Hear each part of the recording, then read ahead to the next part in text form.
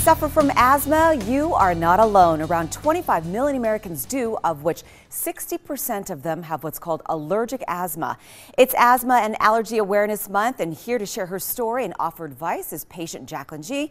and board-certified allergist and immunologist Dr. Stanley Goldstein. Good morning to both of you. Good morning. Good morning. Doctor, let's start with you. What is allergic asthma? Well, being that it's Asthma and Allergy Awareness Month, we're here partnering with Novartis and Genentech to provide information regarding allergic asthma. So what is allergic asthma? First of all, there are two major types of asthma. There's allergic and non-allergic asthma. 60% of patients who have asthma in the United States, that's 15 million Americans, have allergic asthma. The rest have non-allergic asthma. In order to try to differentiate, it's very important to differentiate whether you have allergic or non-allergic. First of all, the symptoms don't differentiate between allergic and non-allergic. The symptoms are the exact same. It's the symptoms of wheezing, cough, chest tightness, difficulty in breathing. It's the airways being narrowed. The important thing is looking at the triggers of that asthma. And looking at the triggers will differentiate between allergic and non-allergic asthma.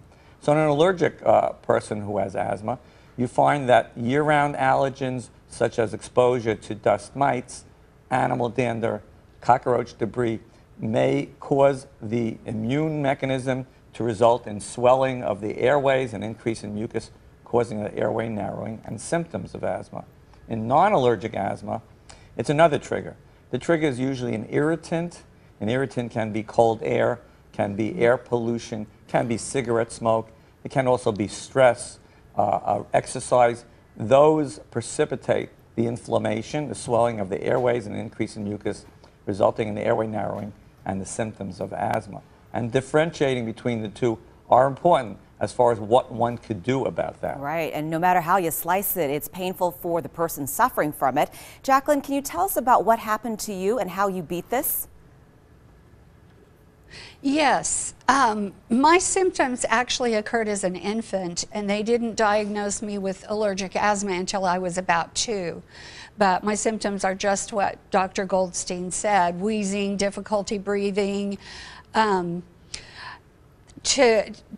explain to people who don't have asthma what it feels like, if you would put a coffee straw in your mouth and try to just breathe through that coffee straw and go throughout your day, that's kind of what it feels like. Mm-hmm. My particular trigger is dust mites, so I have to try to keep my house super clean. My husband helps me.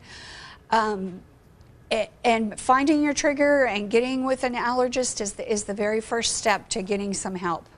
Now, doctor, let's talk about some of the treatment options. And in Jackie's case, she has to make sure she cleans very well in the house. What else can patients do? Okay, so we know that allergens can cause asthma, and you try to do what you can as far as avoiding the allergen, just as Jackie said. But we also know about dust mite. It's part of life. It's everywhere. Mm-hmm. Literally, you cannot avoid it.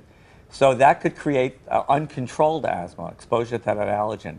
And what I mean by uncontrolled asthma, that the person continues to have symptoms of asthma, as you'll hear from Jackie, despite taking their routine inhaled corticosteroids, despite taking their medications that they're supposed to.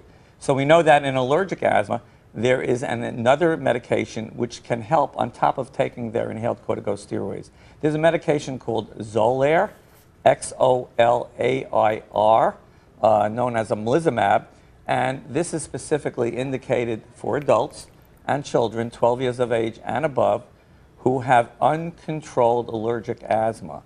It's important to determine whether they have allergic asthma, and Xolair is approved for the indication of decreasing the amount of allergy and asthma episodes that they have. One could go to the Xolair website, xolair.com, and get information about whether you have uncontrolled asthma, information whether you think you have allergic asthma. Take that information back to your healthcare provider. Also realize that Xolair does have potential adverse effects, such as anaphylaxis, which is a major allergic reaction. Taking all that information to your healthcare provider then can help you decide whether Xolair may be right for you, just as it was in Jackie's case. Yes, help is available. Thank you so much. Thank you. Thank you for having us. Understanding allergic and non-allergic asthma and the triggers for each is crucial for the 25 million Americans who suffer from asthma. To better understand the disease and potential treatment options, visit the website on your screen.